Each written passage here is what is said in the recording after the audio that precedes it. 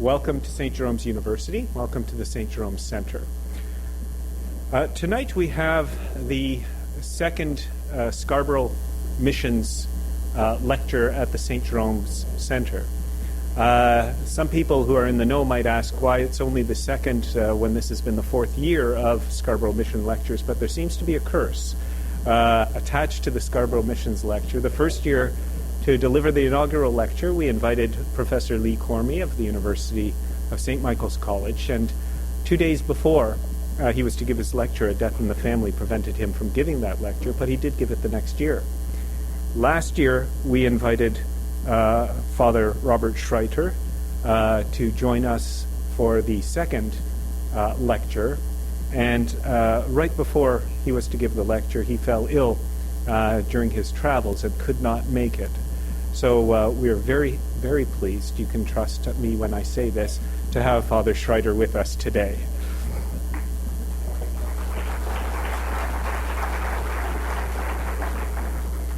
I'm going to keep my introduction very brief for two reasons. One, I was told that my introductions were too long.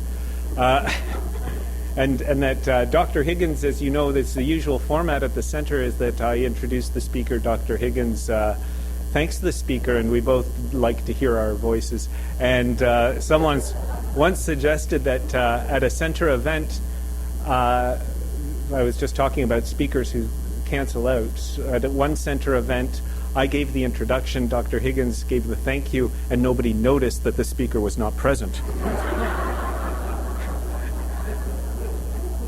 Especially the people who record these lectures noted that they, just like normal, they had to use both sides of a full tape.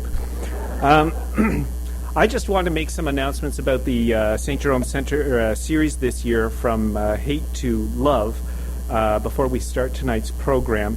We have a very special event that is not in our brochure, that has been in none of our literature to date, and this is something that Chuck Arian of Wordsworth Books has arranged a night with Karen Armstrong, author of The Battle for God, Islam, The History of God, and The Spiral Staircase.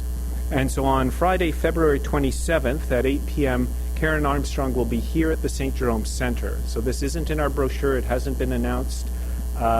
Because you're here tonight, you have first shot at it. Karen Armstrong is internationally renowned author on questions religious. I hear from friends that she gives a very good presentation as well as being a good writer, and I'm sure that you will find that an exciting opportunity.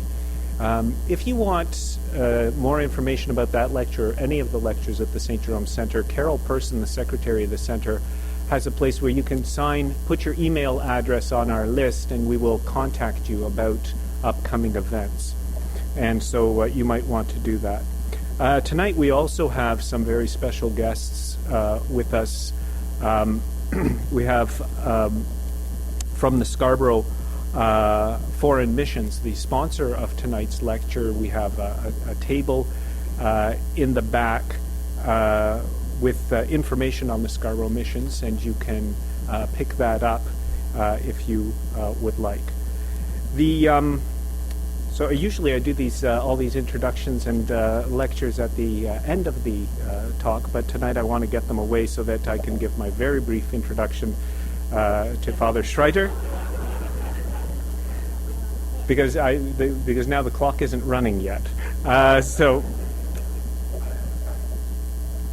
This lecture was endowed by the Scarborough Foreign Missions, and I was told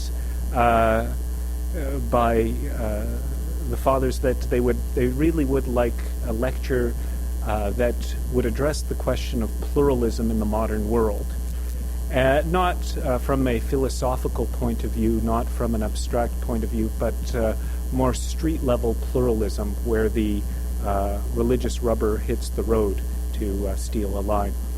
And tonight we have a speaker who has been to some of the world's great trouble spots, who has traveled the world in the search for peace. Reverend Robert Schreiter is a professor of systematic theology at Catholic Theological Union in Chicago. He is General Council member of the Precious Blood Missionaries and an expert in the cross-cultural dimensions of theology. He has written several books. By the way, I should mention that Chuck Arian of Wordsworth Books has a table at the back here, and any of these books sound interesting, you can find them for sale back there, and I'm sure Father Schreiter would be happy to sign them for you as well. He has a wonderful book on reconciliation, mission and ministry in a changing social order. As well, he is past president of the American Society of Missiology and the Catholic Theological Society. His other books include The Schillebeck's Reader, Constructing Local Theologies, Mission in the Third Millennium, and the list is actually a little bit long, so I'll cut it right there. He has studied in the United States. He went to Europe, the Netherlands, for his theological training. He completed his work at the University of Nijmegen, in the Netherlands, and received a doctorate there with honors in 1974. In 1973-74, he did additional study at Oxford University. And so, without further ado, I ask you to help me welcome Father Robert Schreiter.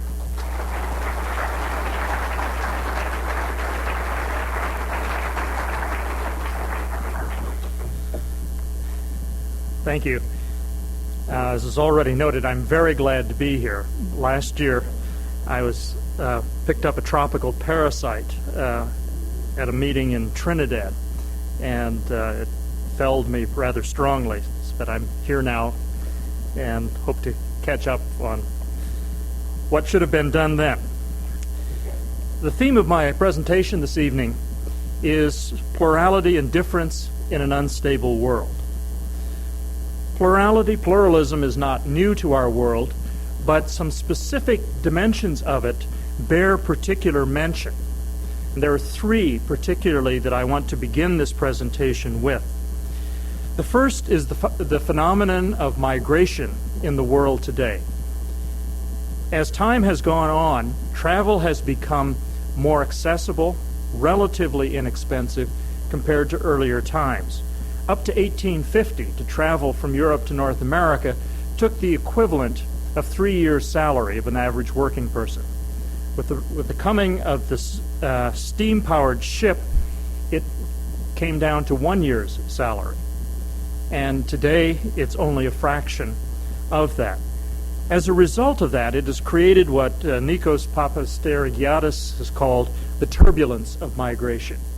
Because people now not only migrate, but often do not have to break ties with their homelands unless they're refugees. And so it gives a different sense of citizenship, of belonging, when it's possible to remain in contact with your homeland. It has created also, with this movement, situations of mixing of people such as we have never had in the world today. You can go, for example, to Oslo, the capital of Norway, heretofore homogeneous country. There are 92 ethnicities represented in the center of Oslo.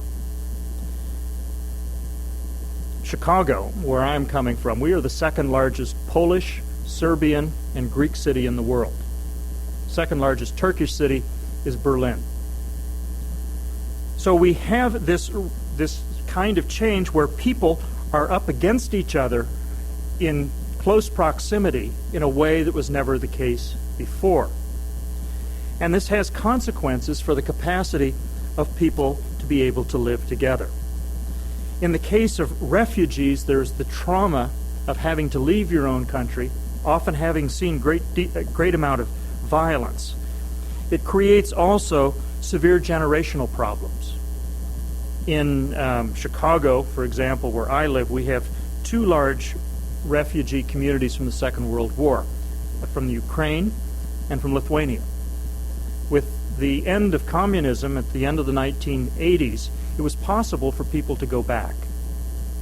But the children, many of whom had a chance to go visit, said, I would never want to live there. And this had a tremendous amount of pressure, created a tremendous amount of pressure upon families. The second feature that has made the pluralism we face today different, besides the issue of migration and refugees, is the question of globalization itself. There are many definitions of globalization that look at different aspects of it, but I want to focus here particularly on one definition, comes from David Harvey, that it is a compression of time and space. So the world becomes compressed. We become closer in proximity, once again, to one another. And it's not only in terms of space, but it speeds up time. I'm sure many of you working with things like email remember that when this first came out, it was said that with email now we'll be able to communicate more easily and we'll have a lot more spare time. What has happened? We're now inundated with communication and having to try to deal with that in some sort of way. Globalization has also the impact that while on the one hand it creates certain amounts of cultural homogeneity, on the other hand, paradoxically, it heightens the sense of the local. And so in places where it appeared that certain features of local life were disappearing, they are now taking on a greater importance. There are some 47 languages spoken in Europe, many of them very, very small, and were in danger of dying. Nearly all of them now have eager participants willing to learn them in a way that a generation ago was not the case. So people are learning Breton, people are learning Ladino, people are learning all of these very Frisian, all of these very small languages. Because the speed of the movement, the compression of the movement, makes people want to create a new space for themselves in the midst of all of what is happening. The third feature that figures into this mix of a new situation with plurality in the world has to do with the reshaping of politics that has happened within the last decade and a half. During what Eric Hobsbawm called the short 20th century, that is from 1914, the beginning of the Great War, till 1989, when the Berlin Wall fell, politics was largely driven by ideology. Communism, fascism at an early stage, and a counteracting capitalism. Politics today is less driven by ideology and much more driven by identity. And one of the issues when identity becomes the principal aspect of political movement is it calls for sharper boundaries. In other words, to create and sustain identity. And under those kinds of circumstances, when we're pushing people closer together at the same time, the potential for conflict begins to rise. This is one of the reasons for the resurgence of interest in religion in the world today. As late as 1990, many sociologists were predicting that the secularization which had begun in Europe and spread elsewhere in the world would gradually be the pattern of the future for all peoples. No one is saying that these days. Indeed, the secularization of Europe is now being seen as an exception rather than the rule. Political scientists are moving quickly to try to dismantle in some ways the secular models with which they work to try to understand how religion now fits into the situation. I've been told that Samuel Huntington, who wrote the famous Clash of Civilizations 10 years ago, is now writing a book in which religion is figured into the equation to figure out how things are going to fit together. One of the difficulties of religion getting a higher profile is that every religious tradition makes absolute claims. And when you're trying to live with a great deal of variety, this can become a problem. One of the features that has figured into this politics of identity is the rise of terrorism. Terrorism is largely a middle-class phenomenon, mainly among people who have been, in some form or another, deprived of the direction in which they want to go. When you combine that with, in many parts of the world, a bulge in the population of young males between the ages of 15 and 30, you can count on more violence. This is the age cohort that is most likely to create violence in the world. And if you look at the 22 young men who attacked the United States on September 11th, 2001, all of them had university education. All were between the ages of 19 and 32. So these are, if you will, objective structural features that shape our world in which we are trying to live today. How much diversity can people manage? Peter Berger, the sociologist, a number of years ago was commissioned by the Bertelsmann Foundation in Germany to do a study on how much diversity people can manage. And the book that came out of that, The Limits of Community, tried to chart under what conditions people can live in this kind of a situation. When diversity is happening on a more or less level playing field, that is to say, when the power within a community is relatively evenly distributed, when access to economic well-being is more or less in place, people can tolerate a great deal of diversity. But when things become uncertain and basic senses of security and safety begin to be eroded, the picture changes. To use the words here of Rabbi Jonathan Sacks, the chief rabbi of Great Britain, who has written one of the best books on diversity. It's called The Dignity of Difference. He says what happens often is uncertainty turns into anxiety, and anxiety into fear, and fear into anger, and anger into violence.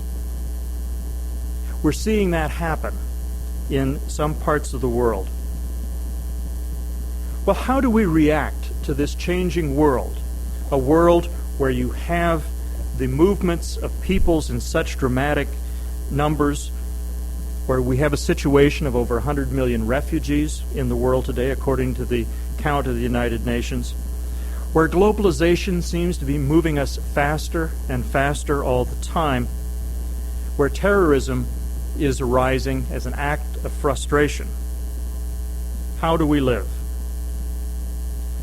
Basically, there are two broad patterns that have been trying to respond to this in some kind of way.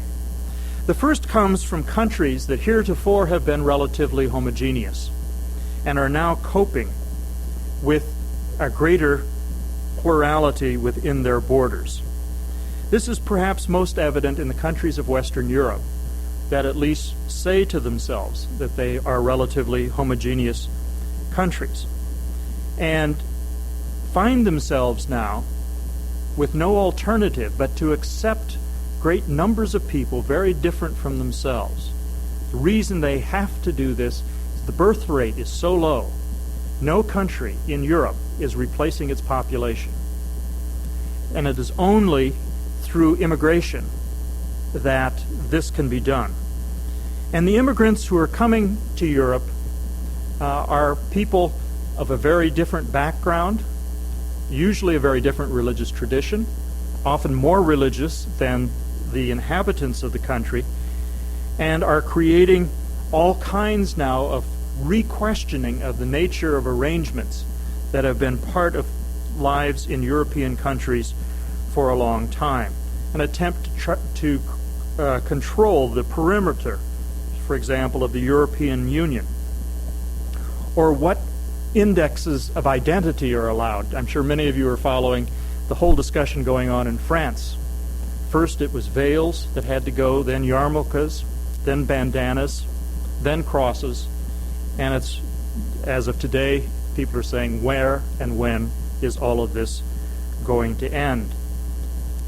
One of the patterns in a continent that had prided itself on its democracy is finding itself now on a political seesaw moving back and forth with the rise of right-wing demagogues and parties in countries as different as Austria with Jörg Haider, Jacques Le Pen in France, Pim Fortuyn, who was assassinated in the Netherlands, Pia Lokkegaard in Denmark, and the Vlaamse Blok, which has about 25% of the votes in Belgium today. The approaches that these kinds of countries have been able to take thus far have not been able to address their situations. Germany has changed its citizenship law. It had a law of blood that goes back to the unification of Germany in 1870, that anybody who could prove German ancestry could have access to German citizenship. Until the law was changed 2 years ago, I'm of German background. I could have gone and gotten German citizenship within a few years, even if I didn't speak German. But there are 3 generations now of people from Turkey who still are not German citizens. They're trying to change that, but they keep saying we are not countries of immigration. The other type of country are the countries that do provide immigration. And indeed, the 3 most multicultural countries in the world are Australia, Canada, and the United States. And part of that multiculturality has already worked its way into legal mechanisms of different type that allow different groups to at least have some kind of visibility in this regard. From what I know of Canadian law, you've actually perhaps have the best of the 3 models that I've seen. Canada also has the 2 most multicultural cities in the world, Toronto and Vancouver. So there's this movement back and forth between trying to find a way to bring people in, particularly in countries where the need is so great, but at the other hand, trying to maintain identity in these situations. The question becomes then, how do we move and where do we go? Essentially, there are 2 big models for dealing with difference and sameness that are operative in the world today. The first model is the most recent one. It goes back, depending on how you count, 40 years or 15. And it's a model based largely on emphasizing difference. Rather than the assimilation models that many countries had, there is now an emphasis on being able to maintain some measure of difference, and even at least to a limited extent, to cultivate it and to celebrate it. Part of this has come out of the realization that certain elements in difference are irreducible. So people can come, say, to the province of Ontario, learn English, adapt themselves to the larger patterns that have been in place here for a long time, but if they are not white, they will always stick out. One of the issues about difference is that difference may be peripheral to some of us, and it's captured often in the language. I give a lot of workshops on intercultural communication. I'll start talking about difference, and about 20 minutes into the conversation, someone will put up a hand and say, but we're all brothers and sisters in Christ, which is true, but it's meant as a conversation stopper. We're not going to talk about difference. It's a way of trying to end the conversation rather than to promote it. So what may be peripheral to me may be central to someone else's identity. As a white man, I can say I'm colorblind, which means color doesn't make a difference to me. But if I'm a person of color, I have no choice. This will always be put to me front and center. So it becomes important to see what a difference can make. So there have been attempts then within this understanding of difference to find out how difference contributes to one's own sense of self, no matter who one is. And some difference can get actually incorporated so much into a culture that it no longer is understood as something different. There's a cycle that works in cultures that helps in this regard, that when people first come, particularly if they've come as immigrants, that they want to come to the country where they are, they will try to fit in. And in countries like your own and mine, we say if you work hard, you'll fit in, you'll make it. But then they find the blockages that come up along the way. In those instances, people often then will withdraw and try to regroup their strength. They will emphasize their ethnic difference or their linguistic difference in a particular way. And then are able to move forward to negotiate with the culture with the hopes that some of the things that are important to them will become institutionalized in the culture. Let me give you an example.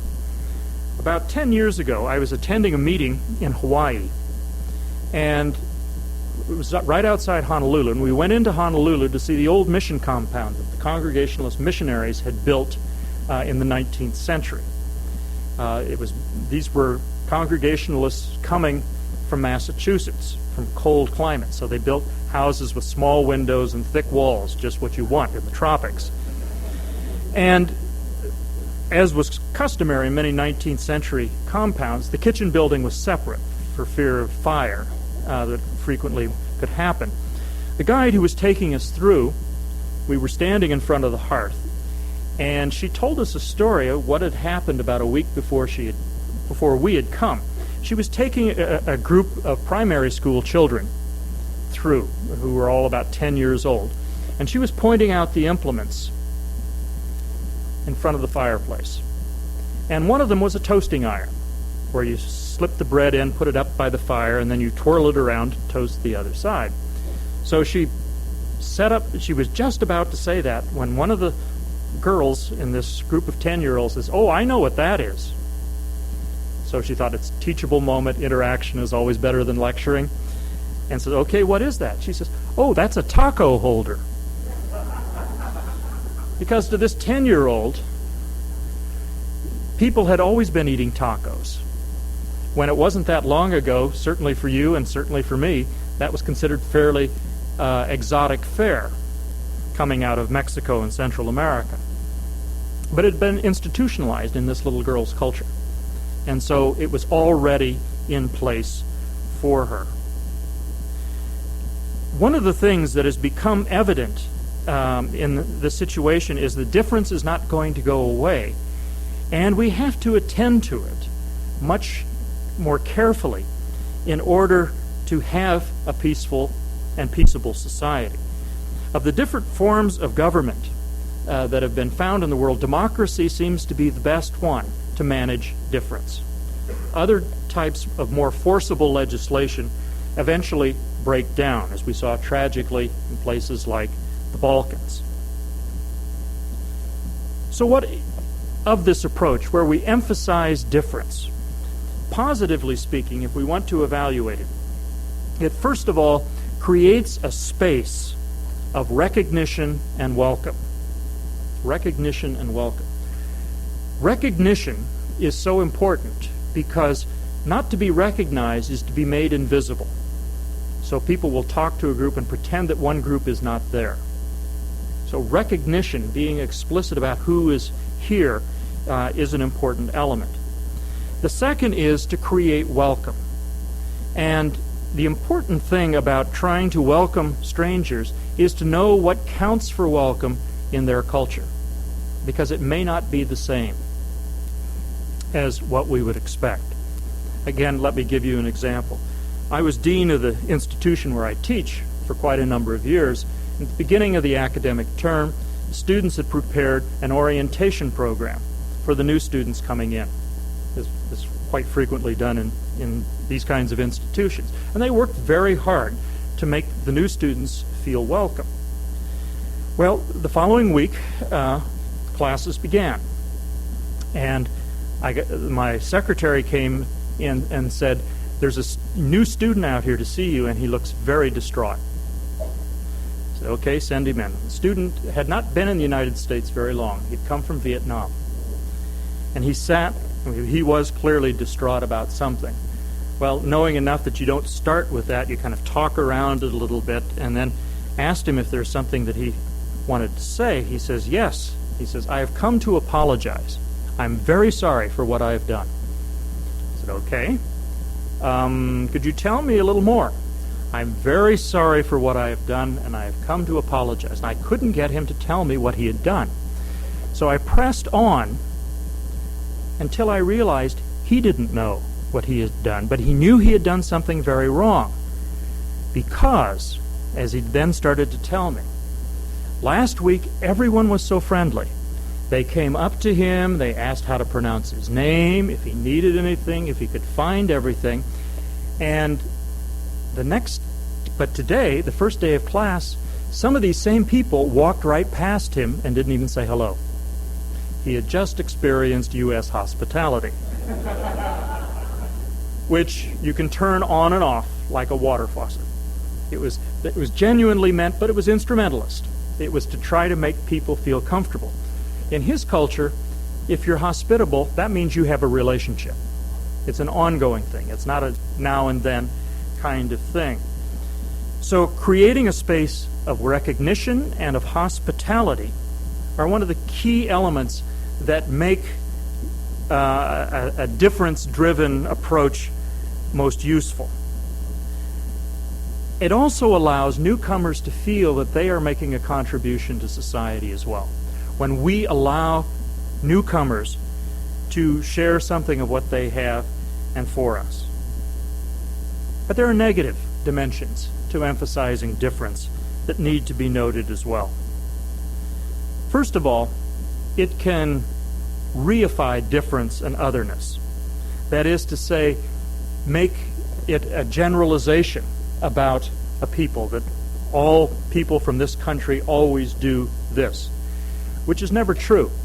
The differences within populations, because of personality difference, are greater than the differences between populations, psychologists tell us. And it doesn't deal with some of the issues that are particularly important between the generations in new communities that are coming to us. Those who are caught in between the values of their parents who have come here as adults and the rest of the culture that they now see. Often the second generation, they speak the local language better than their parents. We have a situation where I live in Chicago, about 700,000 immigrants from Mexico.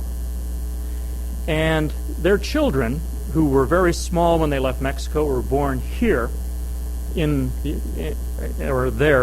Chicago. They speak Spanish, but there's a lot of English in it. It's called Spanglish. And frequently in the summer, they are sent back to Mexico to get to know their extended family. So when they go back to Mexico, people laugh at their Spanish. But when they're in Chicago, they're told they speak with an accent. Of course, we all speak with an accent. But the implication is it's the wrong accent. And so they're caught between. And so what's difference for them may be very different from what it is for their parents.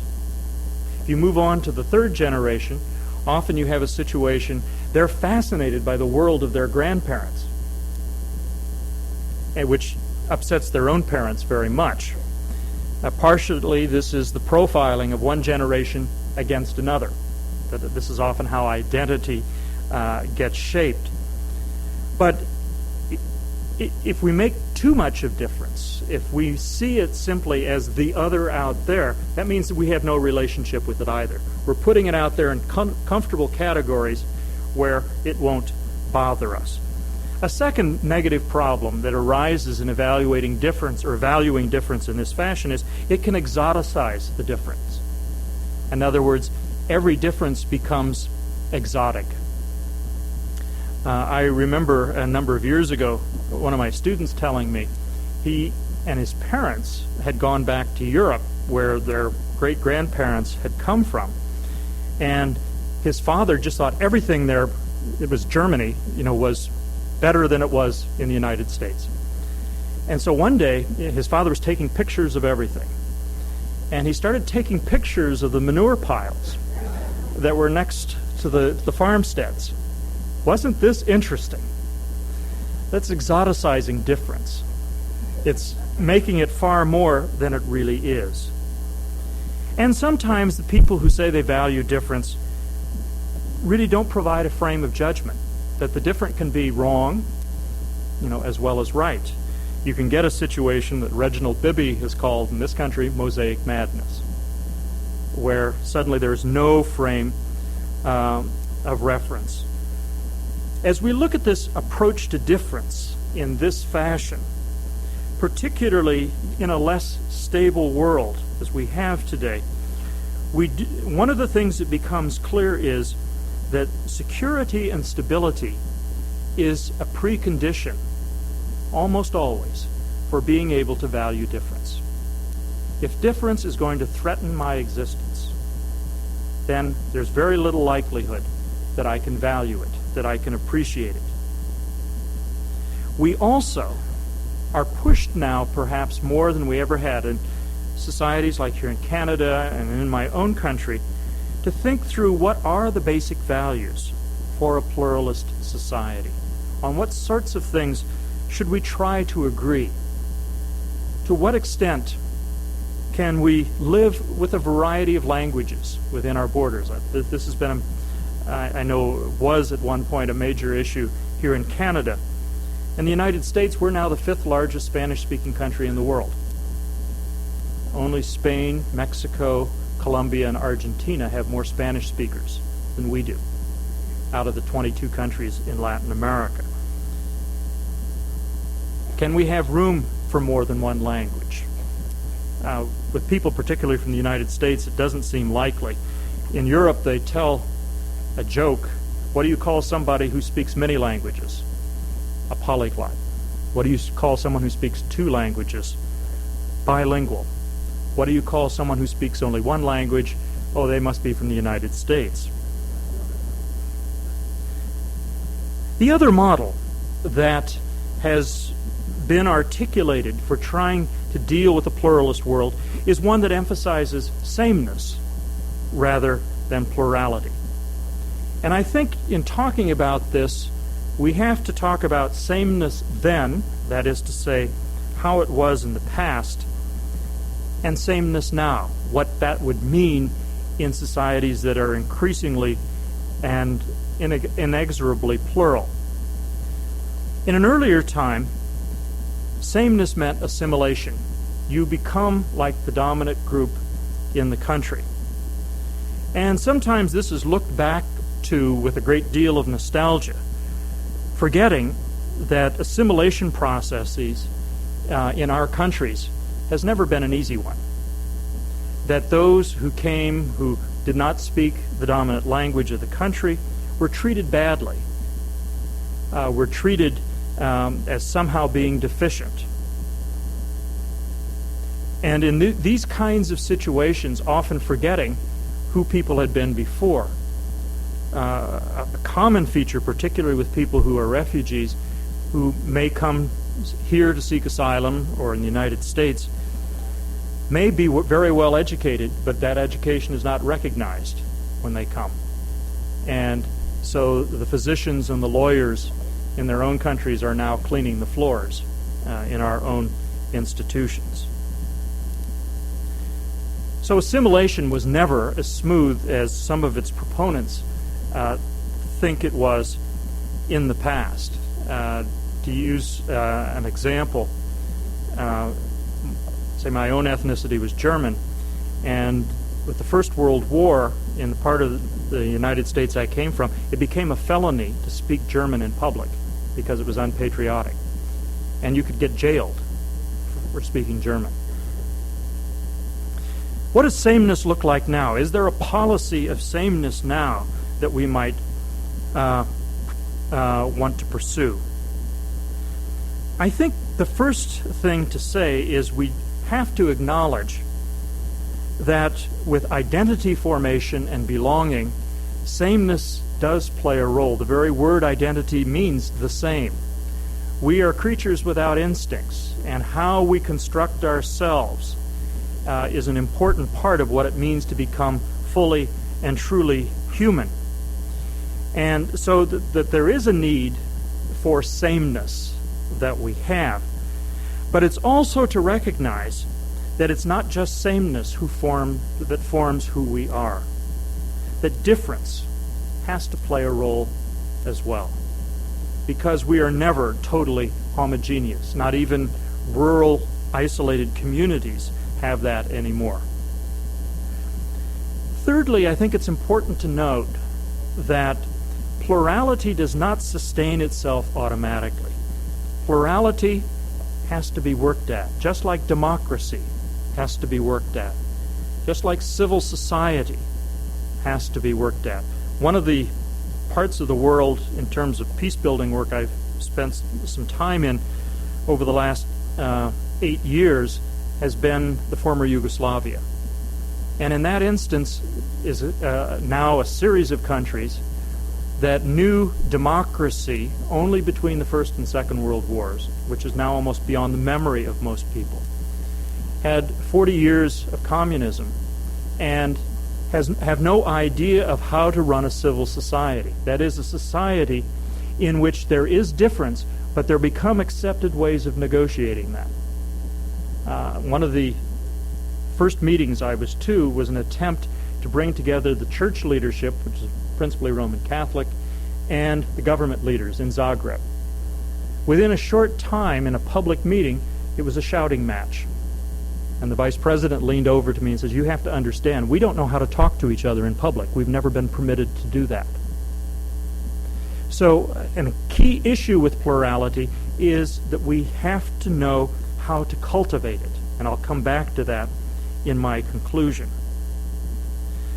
I think a final point in terms of sameness now that needs to be underscored is, and this is a principle of modern pluralist democracies, the fundamental dignity of all human beings, a concept of rights that every individual has, and that we have to structure our societies in such a way to make that possible. Again, how to evaluate this kind of an approach? First of all, I think it's important to remember sameness and a kind of equality, sameness rather, is easier in some ways to maintain than difference when it comes to equality. We have to learn how to do equality where there is profound difference. Is the equality an equality of access? Is it equality in sense of human regard, that you will always be treated with decency? Is it equality in terms of resources? Secondly, in thinking of sameness, one of the important issues is, again, the sense of belonging. After security, psychologists tell us belonging is the most important element that we have. And to be excluded systematically creates the foundations for insecurity, anger, and potentially violence. And finally, even as we think of sameness, we have to think about the basic values that are going to hold our society together. But focusing on sameness also has its downside, has its elements that need to be noted. First of all, emphasizing sameness can obscure or hide prejudice, discrimination, and even hatred. By only talking about the sameness, we may be overlooking those germs, those viruses that are undermining our society. Secondly, a negative dimension of sameness is that it may block the possibilities for something very different by continually asserting only the sameness. And finally, focusing on sameness does not address the basic issue of irreducible differences, of differences that are going to persist over time. So where do we come out with all of this?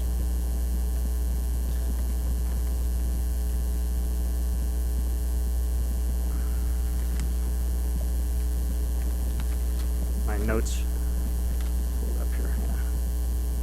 I think as we look at societies across the world today that are trying to negotiate sameness and difference in a peaceful, nonviolent way, the first thing we have to be aware of is that it's not an either-or kind of model, either sameness or difference, but rather the needs of societies will shift depending upon circumstances. One of the things that I noted in the United States after September 11th, I was out of the country actually when it happened, but coming back about 3 weeks later, all the talk about multiculturalism had disappeared. There was such a strong sense, because of the fear of insecurity, of emphasizing entirely sameness. And even the great advocates of a much more diverse society were silent under those circumstances. I could understand that at the time, but we could not remain there. And the struggles that are going on with the Patriot Act within the United States, the problems this is causing on our borders, and Canadians have been victims of this in a number of instances, that a belief that if we just do this kind of sameness and exclusion, we're going to be safe, that's a pipe dream. We have to be able to move back and forth. To be sure, in times of stability, it's easier to talk about difference. But over the long run, our kinds of societies have to have fundamental discussions about how do we give recognition, how do we cope with people moving through a cycle of participation and needing to pull back in order to regain strength, and then how to move forward. So the first thing we need to do is be able to gauge where, for the most part, our societies find themselves at any given time.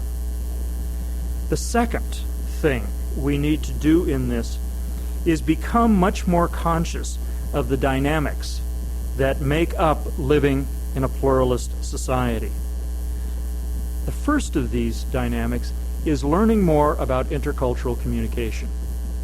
This is a relatively recent development in our societies. The earliest work goes back to the late 1950s, across cultural boundaries, to know how they function. I gave you an example just a few minutes ago on what counts as hospitality. But it can mean something very different to people. And these are things we can learn. As I often tell people, intercultural communication is not rocket science. It's something that can be learned. A second thing we need to develop in terms of the dynamics is help people have multiple identifications. If the only identification we can have is with our ethnic group or with our linguistic group, we're going to find ourselves cut off in a pluralist society. As a peacemaking tool in many parts of the world, for example, in Northern Ireland, there have been attempts to bring children together under different auspices beyond just simply the religious one. Because when you have multiple identifications, you see different aspects of people who seem to you to be other. And most importantly, in those different aspects, what has been generalized about starts to take on a very human face.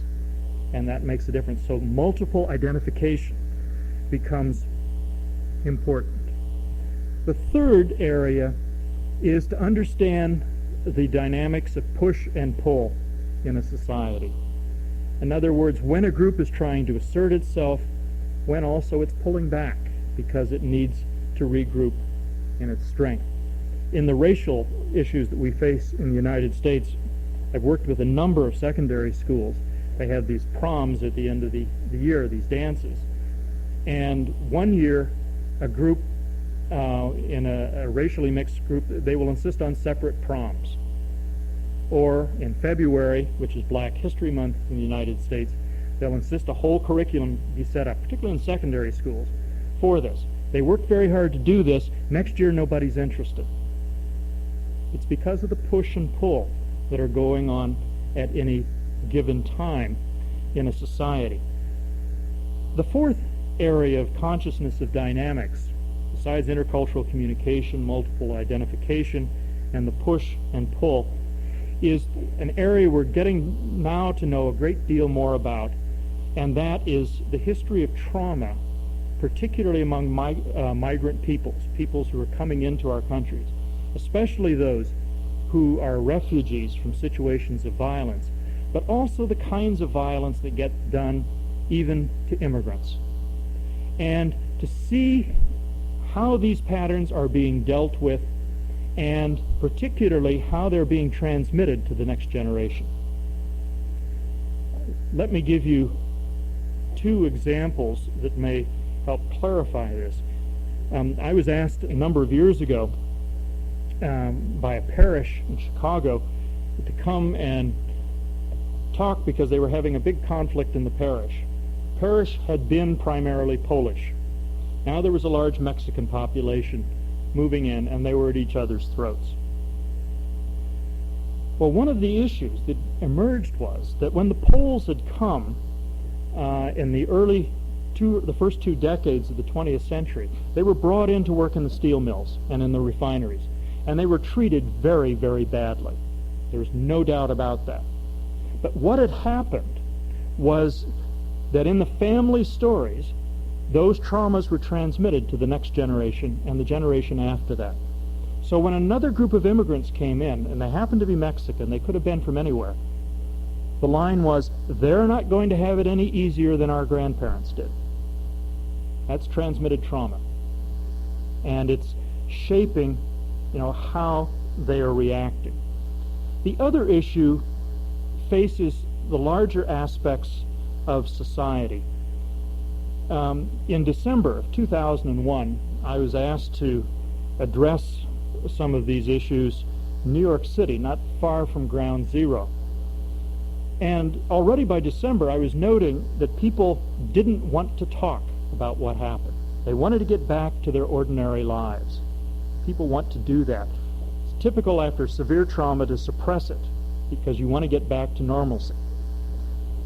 I noted, I said, that is very dangerous, because what will happen is the emotion will come out, but in a displaced way, and you won't be able to even begin to satisfy it or do anything with it. This was in December. In January, the first revelations began to appear of the cover-up of clergy sexual abuse in Boston. And the whole situation simply erupted. Now, the same revelations, at roughly the same level of misdoing, had appeared in 1992 without anything like that same reaction. The following month, Enron, the big corporation, fell. And again, an outcry. 2 trusted institutions in the community, the church and big business, had shown itself to be unstable, insecure, and unreliable. So much of the passion with that, as real as those situations were, was also being funneled out of the September 11th experience. We're learning more and more that if people who have been victimized socially, a whole group, if that's not dealt with some way, the chances of them becoming aggressors is very strong. And some of the irrationality that has been called the war on terrorism in my own country, I think fits that description. So awareness of dynamics becomes an important part. And the third and final thing that I would like to mention is, it seems to me that we as believing people need to develop a spirituality that will sustain us in dealing with difference. In a world church where we have great variety, it would seem to me we need to bring our sources to bear, not only for ourselves, but for the wider community in terms of what we do.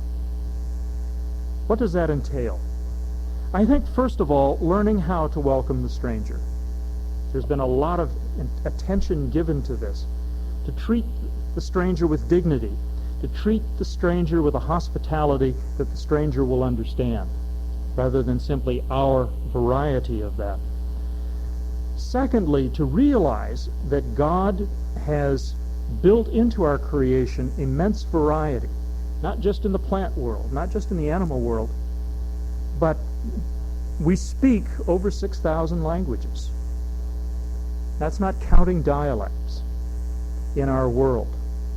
And language does shape, doesn't determine, but it does shape how we think, how we express our emotions, how we feel. That we can learn from one another things that will help us live together. I think thirdly, we have to develop a spirituality that attends much more closely to memory. How we tell the stories of our own past, how we tell the stories of the shaping and development of our countries, how we have faced crisis in the past, how we hope to be able to in the future.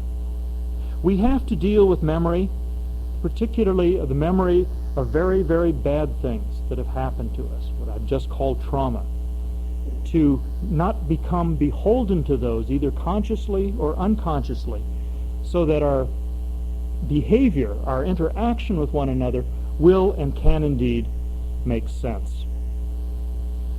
The one area that has developed much in recent years in Christian thinking, so much so that everybody's trying to move into it, is around the themes of forgiveness and reconciliation. As Desmond Tutu, the former Anglican Archbishop of South Africa, says so eloquently in his memoir of leading the Truth and Reconciliation Commission, without a future, without forgiveness, there is no future. We're locked into the past. And much of what forgiveness is about is not condoning what has been done, but being able to establish a new relationship with the wrongdoer, with the deeds that have so profoundly changed our lives. So we learn more and more about what goes into genuine reconciliation after conflict, the need to create a safe space where people can examine what has happened to them, to tell the truth about what has happened, because conflict is often fraught with lies. You know, an old saw regarding war is the first victim of war is the truth. The truth-telling has to be so much part of who we are and what we do. And many of our countries, Canada has done this, Australia, and the United States, even how those of us of European descent got here, and at whose expense. That's part of retelling the story of each of our countries. Welcoming the stranger, recognizing that diversity is built into God's understanding of creation. Learning to explore and to heal, and sometimes even change our memories, and to work towards forgiveness and reconciliation. I think these are the principal elements that the Christian tradition can bring to this discussion today of sameness and plurality. Our world has gotten more unstable by the movement of peoples, by the effects of globalization, and now by terrorist acts. I don't anticipate it's going to be more stable for quite some time. And so the capacity to bring these issues together, how to think about difference, and how to live a life that can cultivate relations in the midst of difference, is, I indeed believe, perhaps the most important thing we need to do in these coming years. Thank you.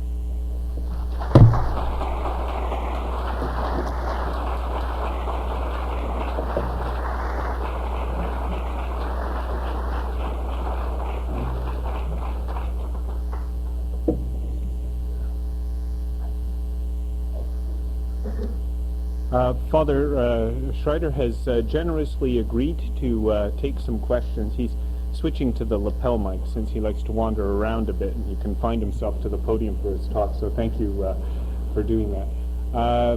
Anyway, Ivan has the microphone. If you wish to ask a question, please raise your hand. Ivan will bring you the microphone, speak directly into it so that everyone can hear, and I'll open the floor to your questions.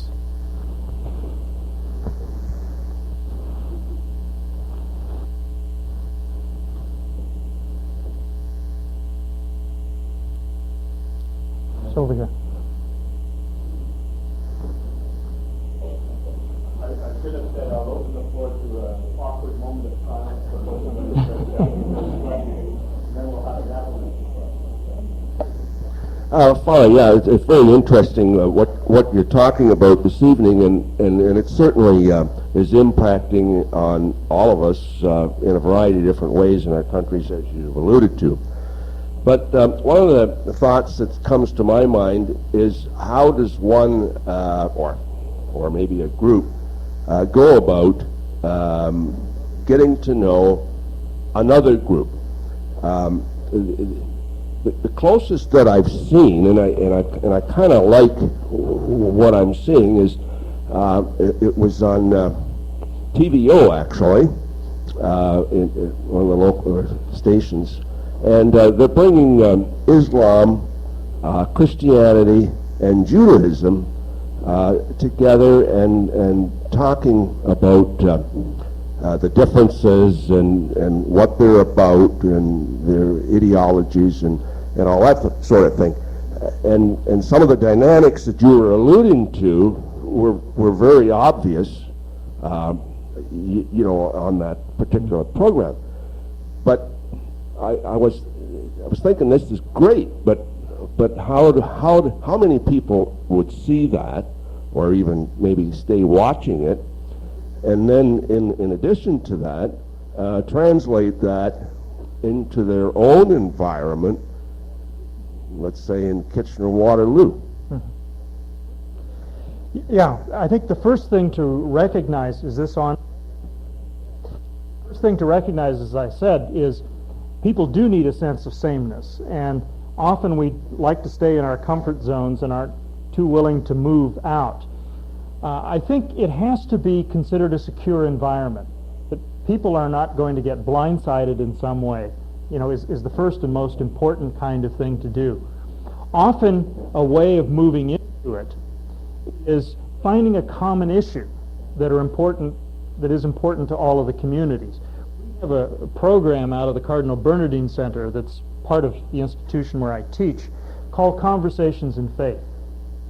And it brings those three groups together for a public conversation around a topic that's important to all three communities. And so we have one coming up in 2 weeks, and it's how do we teach our children about peace? Because every community is concerned about its children, you know, and what they're seeing in the world and what's happening. So that's one way of finding a common area. You want to do it on the grassroots. One of the best ways is through food. The reason for that is our sense of smell, our olfactory sense, is the most primitive of our senses, because we can have pre-linguistic memories that are connected with the smell of food. So every culture has its comfort food. You have people over the fear that they're going to be poisoned. It's food. If that were the case, that group would have died out a long time ago. That often getting people together in that kind of way can help the process along. So there are two moments. One is to get people over the threshold of, you know, to be willing to do that. Sometimes it's that common issue can be a way of dealing with that. The second then is to create an environment where we see each other as human beings. Often that's made more difficult if there's a difference in language. And you know, one of the key things if you're working with communities who are not fluent in the common language of the country, this is an intercultural communication issue. You have to be very careful that you don't humiliate their leadership by the way you talk to them. Some people start talking very slowly or very loudly or not in full sentences because the other people don't understand. And you can humiliate people in that kind of a setting. So generally it's you have to find a common interest to get people over that boundary.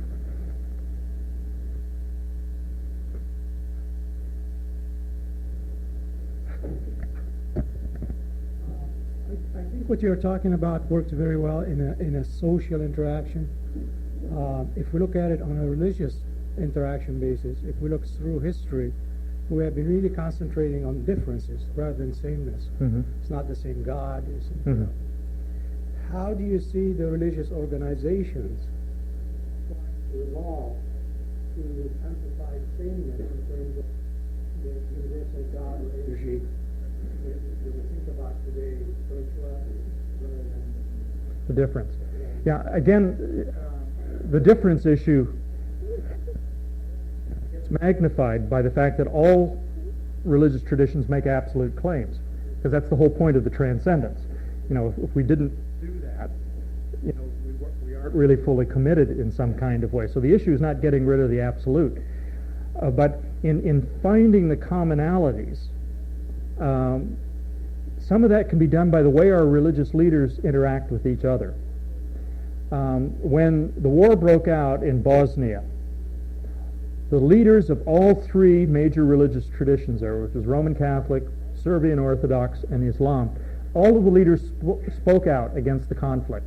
But none of the voices, first of all, was heard beyond their own communities, and the fact was not strong enough even within the communities. So one of the things they have done in Bosnia now is they have set up an interfaith council that's very public. They meet every 6 weeks and get it reported in the press and on television. So people know that the religious leaders are meeting together, because this starts to enforce another kind of level. A second thing that can be done more at a local level is precisely how religious leaders interact with one another, say here in the Kitchener-Waterloo area, and work that into the communities. In 1993, which was the centenary of the first Parliament of Religions, we had another celebration in Chicago, and one of the things that has come out of that is working together within the communities, getting grassroots groups to visit each other, to see what's going on, to work in projects that the newer communities find help with. So, for example, they have developed kind of cultural codes for people who are going to hospitals, so that the hospital staff will know how to interact with them in a way that will not be demeaning or humiliating with them, because in that kind of a way. So what's done publicly becomes key for this kind of collaboration. It's fascinating, if you look at the Catholic Church, the center, we get documents like Dominus Jesus, which seems to just blow out of the water for many people everything that we've tried to do for the last 30 years. But then you watch what the Pope does. The Pope invited everybody to Assisi again. The Pope went and knelt at Yad Vashem, the monument to the Holocaust. He went to pray at the Western Wall. That had a tremendous impact.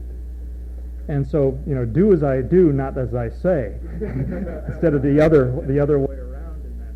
So, what our church leaders, if our religious leadership are patently uncomfortable with one another, you're not going to get much else done. So that's really where you need to start.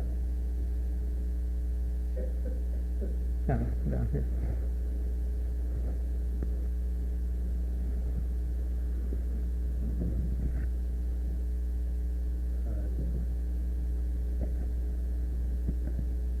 Can you hear me okay?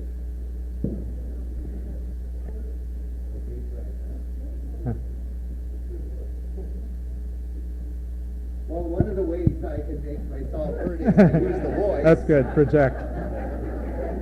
Is that okay now? Oh yeah, there you go. You're in business. One of the things that happened to me within the last year was a gift that I was given by some Somali people, and I just share this as an example of like this. Get a little closer. Yeah. Okay. One of the things that I got was a gift from some Somali people. And it was actually a gift of various sorts of animals, 2 lions, 2 giraffes, and so on. These animals, and after a while, you get the idea, hey, this is the Ark, And I've been struggling with this here, thinking about it like our unity and our diversity in the Ark as being a common symbol that we could use for the various faiths, and the very symbol, too, of the earth. Is there anything you would like to see in that regard, sort of like flesh this out a little more? I had mentioned Jonathan Sacks, his little book, The Dignity of Difference. He goes through the Jewish tradition, particularly what we call the Old Testament, the Hebrew Scriptures, and turns a number of the stories on their head. He tells a different story about what the Tower of Babel story is about, illustrating it from other points in history. The story of Noah, as you know, at the end of that in Genesis 9, when God makes the covenant with Noah, he gives Noah a number of laws, like do not kill, and all of this. And they call these the Noahite laws, that this was God's bonding with the totality of humanity in all of its form before he went into more focused work with Abraham a little later on in the Scriptures. And the image of Pentecost. We need to build upon those kinds of images. The very fact that we believe that our God is triune, that there's plurality within God, so to speak. And one of the reasons in theology there's been a lot of work done really finely on the Trinity in recent years in Western theology is precisely because I think of trying to come to terms with an increased plurality in our own world. That difference is built into God. It's not just something that we're trying to cope with here. Yes. I don't think I need a microphone. I have 5 children. What I think we're having trouble with is in the school system. I have a couple of children that are teachers, and you're in grade 10 to 12 or even lower, and you're just finishing your government testing, and the government expects you to have a rate of whatever, and you have 50% of the class that doesn't speak English. Shouldn't that be compulsory that whatever language it is, it doesn't make any difference to me. Do they should have to learn English before they arrive in grade 10 or 12? Well, it depends on when they started. I think, I think I'm not entirely familiar with the situation here, but we run into the same kind of thing in the United States. The schools are key in this whole pattern. First of all, in terms of cultural difference, if you're in a parish, the pastor can try to ignore a group. But when you have the children in front of you as a teacher every day, you cannot ignore what's happening there. That's simply part of the picture. Of not learning English, the principal language, or one of the 2 principal languages of the country, it's often an issue, particularly if it's grade 10 or 12. You're dealing with the middle of adolescence also. And identity is sometimes created by profiling against something. And that kind of thing may be well at work. One of the issues, I believe children should learn English because they're not going to move ahead economically in our societies if they don't. There's been a large discussion in my own country about the Spanish speaking, that some people are holding out saying they shouldn't have to learn English. Spanish is going to become the second language country. They surveyed students in grades 8 and 9 in largely Spanish-speaking areas. 85% of the children wanted to learn English because they're not dumb. They know what it's going to make the difference. But if children are not learning, you have to find out why. It may be that there's a large enough group that they can get by among themselves. They have a peer group where it's not needed. It can be, secondly, a protest, against the system because they're finding themselves shut out in so many other ways. So their protest against this, I'm not going to learn the language. You have to get at the roots of why that is happening. Third, another issue is sometimes because parents are not proficient in English, they're worried about losing control of their children if they are proficient in English. And so they're not getting support for doing this from home. So all of those factors can figure, and you have to kind of find out with the pupils just where the issue is on that. But I think the kind of bottom line on dealing with sameness and difference on any issue that comes up is the answer is not either or. It's both and. And so the issue is for those of us for whom English is our first language, what efforts are we making to learn a little bit of someone else's? That it goes it goes both ways. I had, where I teach, it's a very multicultural. We have people from 45 countries. And a colleague one day was complaining about this student from Cameroon, that his English wasn't very good. Well, he was one of my advisees. And she caught me on a bad day. And I said, "Do you know how many languages he speaks?"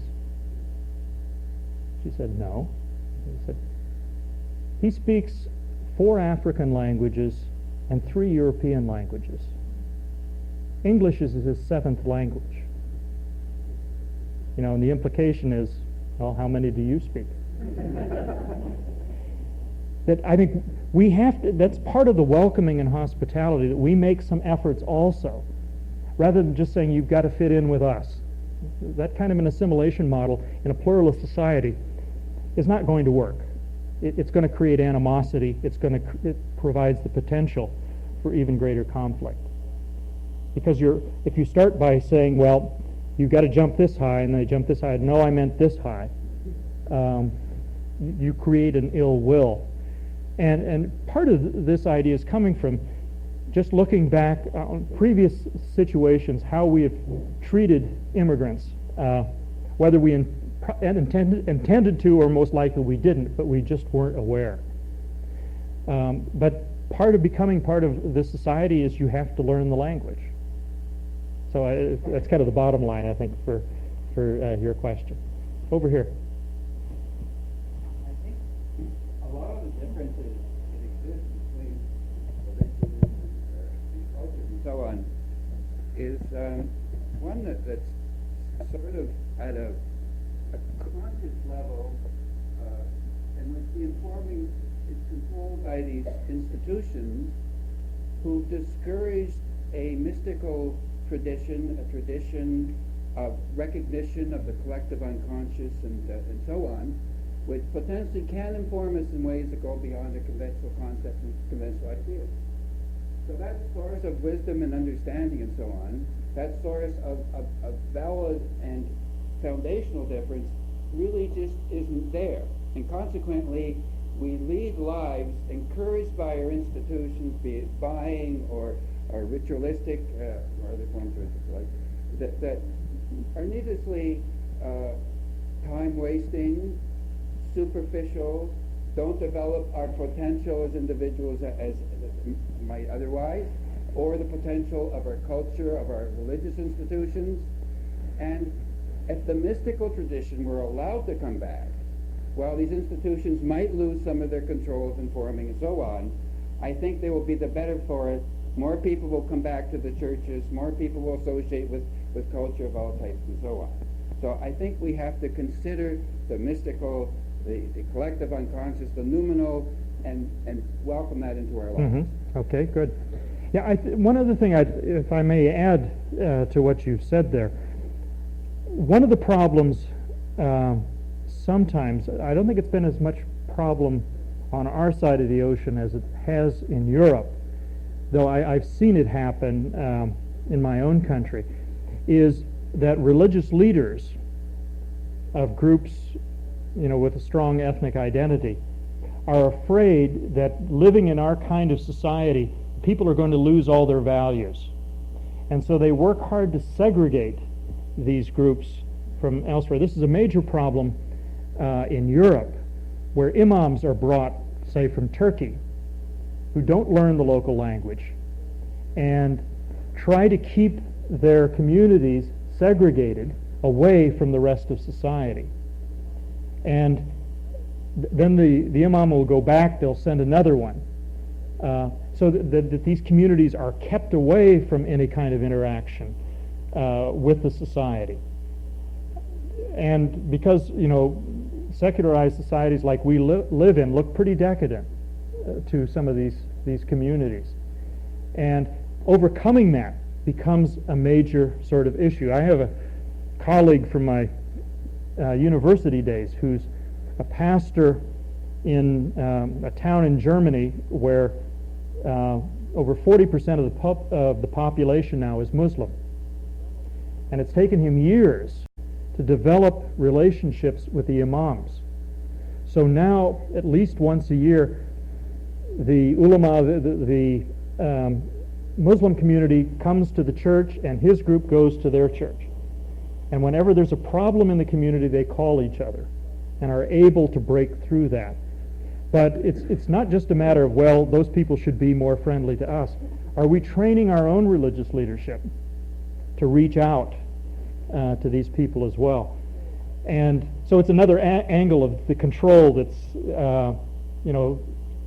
keeping things from happening. Yes?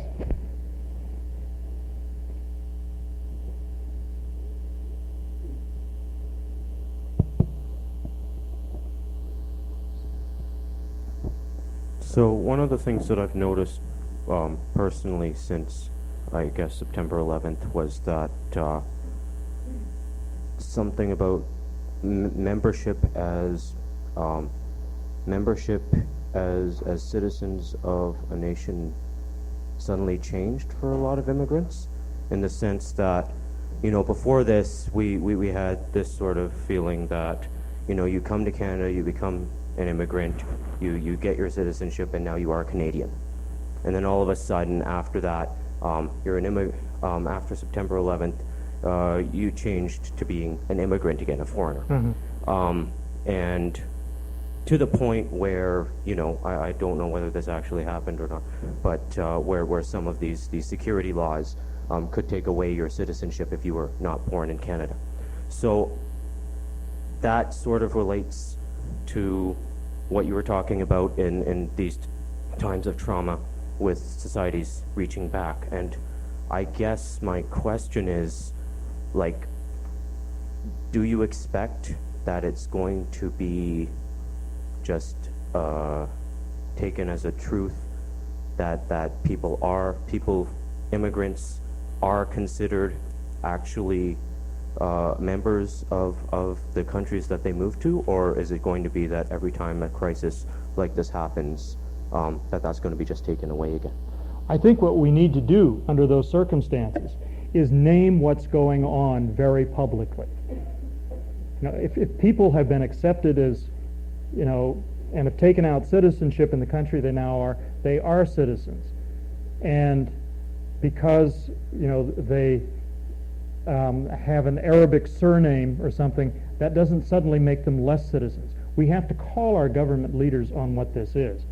We're having a difficult time in the United States. John Ashcroft, our Attorney General, is a very narrow-minded man. And it's just frightening. Some of the TV programs, the serials, have been picking this up and going after what he's doing when suddenly people end up effectively losing their citizenship, that they have worked in order to do. And when I say calling it for what it is, naming our fear of the other. When the bombing was done in Oklahoma City in 1995, the rumors were they saw people escaping who looked like they were from the Middle East. So there was this projection of fear. It turned out to be this blonde guy, Timothy McVeigh, who actually did it. One of the kinds of issues, particularly when people feel insecure, is they have to have an enemy, but only one enemy at a time. So groups that heretofore may have been seen as hostile, Russians, are not our enemies anymore. Now it's Muslims. And we have to call this for what it is, as fear and as projection, generalizing about the other. And I think, as educated people, this is something we need to do in our communities, because if we don't, we're going to have this angle that suddenly you can lose your citizenship for no other reason than your surname. And in countries like ours, that should not happen.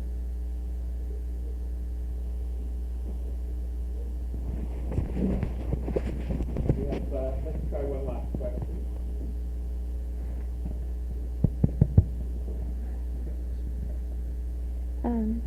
Hi. Just through talking back about educational facilities and multiculturalism, from a personal experience, I went to an all-girls school in downtown Toronto, and we were instructed and told to enrich in our own cultures. And every year at the end of the school year, we had a multicultural night. Everyone would do their own dances, have their own foods, and we'd have a large map on the front of the school, and everyone got to pin where they were from, their backgrounds. It was a very multicultural school, and just it felt good to be in the school. But is it better to show your individuality in general in a high school, or is it better to make everyone equal and not pinpoint where everyone's from? I think it's better to lean towards showing the individuality, because part of what education should do is educate us for citizenship in our countries and communities. And to simply cover that over, you can be rendering all kinds of groups invisible. In other words, there's the lack of recognition. And there's a risk, obviously in a high school situation, as young people are struggling for their identities, just as human beings and soon to be adults in the situation. But it seems to me that that's an important point in human development, for people to start negotiating these issues of difference. If they're suppressed at a key time like that, while it might seem more peaceful for the school administrators, you're not training people for the kind of society they're going to be living in. And to find a way to do that, I think, is the most important thing in this situation. Partially also to recognize that the construction of identity, particularly for adolescents, is often a fairly turbulent kind of experience. And I'd mentioned, 1 year people wanted to have something for that. I had a situation, a predominantly African-American high school. I got a call, and it was during Black History Month, and students were demanding a course on Swahili, to learn Swahili, because it's a prominent sub-Saharan Creole language. Almost none of the people who were forcibly brought to this continent from Africa spoke Swahili, because it was further east. But the issue was, it was an opportunity for these young people to define their own identity in this situation. So I got a course set up because we had lots of key Swahili speakers in our student body. By the summer, nobody was interested. You have to have a lot of patience in those settings, because taking people seriously, is part of recognition. But realizing that people go through cycles of shaping their identity is also part of the reality as well. But I would err more on the side of individuality than I would trying to impose a unity, because the issue always becomes, whose unity is it? And unless it's derived from the group, it will probably end up alienating more than actually helping in those situations. Actually, we just have one person here who's looked at me so plaintively I couldn't turn it down. Okay. Let's keep quiet. This is a topic very dear to you. Yeah. Okay, this is a topic can you hear me? Yeah. Very dear to my heart. I was a child of immigrants, and it was not easy, believe me. My parents came after the First World War. I've been called names and everything else, but my father always told us, don't forget who you are. Forget the religion, forget everything. Just who you are inside. And his mentor was Gandhi, and I pulled through. And then I was teaching. I've been teaching a lot immigrants in Toronto and working with immigrants. And when it came to filling out applications, visible minority, they resented profusely. And I said, don't. What is visible minority? And we discussed it through awareness raising and through perceptions, dealing with perceptions. They just chose what they wanted to do. I said, don't forget your cultural background. That is important. However, you mentioned mentioned that sometimes you come here, doctors and lawyers are trained at home, come here work in taxi drivers or washing. This is not new. A lot of Ukrainians and Polish did the same thing. Now, one of the things you talk about is Canadian experience. Canadian experience really, of course they're trained and they're professionals, but Canadian experience really is knowing how the system works. And until we help them with that and get through and cut through those barriers, those false perceptions, and I think it's each and every one of us. So, comment, please.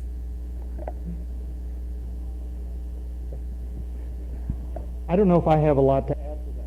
I think it's key to help people say, help people see they are human beings, that they're not just part of a gray mass in the situation.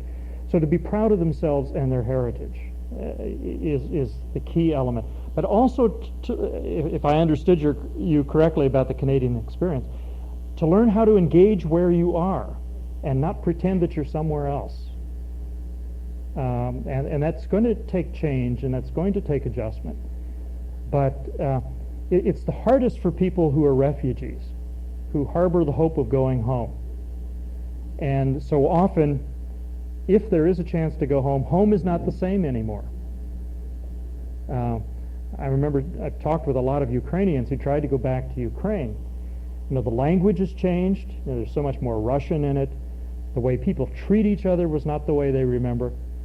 And so, as Tom Wolfe said many years ago, you can't go home again.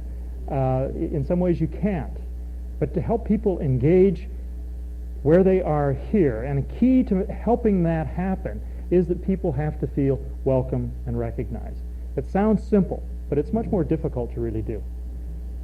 Okay. Thank you.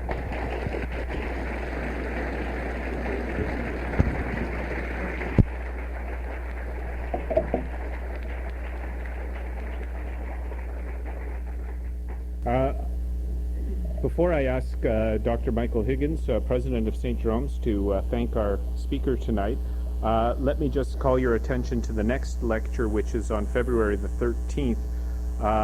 Father Joseph Schnurr will give the 2003-2004 Ignatian lecture called Growing Up in a School of Love. He is the author of The Failure of the Flight from Intimacy, currently president of Regis College at the University of Toronto and past president of Campion College at the University of Regina.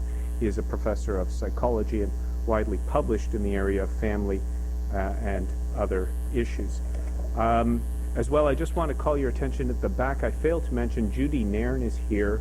I recognize Judy. She has put out some brochures for the Ignatian Center of Spirituality, which is part of the Jesuit community that sponsors the Ignatian lecture here at the St. Jerome's Center. So I call your attention to those brochures at the back.